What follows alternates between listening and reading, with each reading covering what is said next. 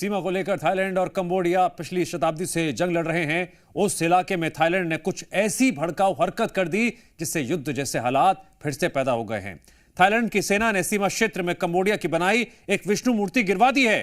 Thailand में हिंदू देवता की मूर्ति गिरा जाने के बाद से नया बवाल शुरू हो गया है।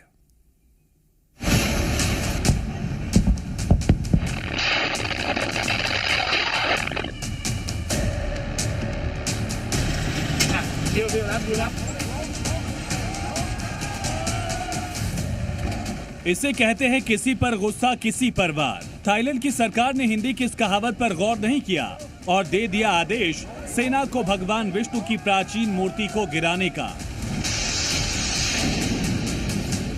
गुस्सा कंबोडिया से जारी सीमा विवाद को लेकर था, लेकिन थाईलैंड की सरकार ने जिस भगवान विष्णु की 9 मीटर ऊंची मूर्ति को गिरवा दिया, उसके बाद उसे दो तरफा विरोध का सामना करना पड़ा।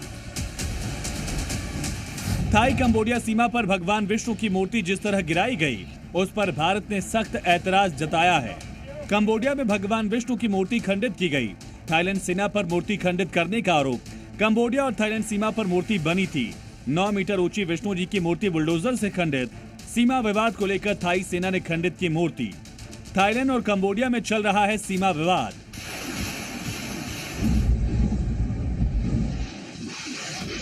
थाईलैंड को भारत के विरोध के साथ कंबोडिया का तेज हुआ सैन्य ऑपरेशन भी झेलना पड़ रहा है। कंबोडिया ने इसे लेकर नाराजगी जताते हुए कहा कि मूर्ति उसके इलाके में थी, जिसे थाईलैंड ने अवैध तरीके से गिराया।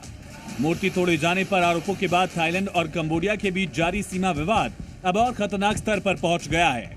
कंबोडियाई रक्षा मंत्रालय ने दावा किया कि थाईलैंड की सेना ने कंबोडियाई इलाकों को फिर से निशाना बनाया। रॉकेट के जरिए ताबड़तोड़ हमले किए।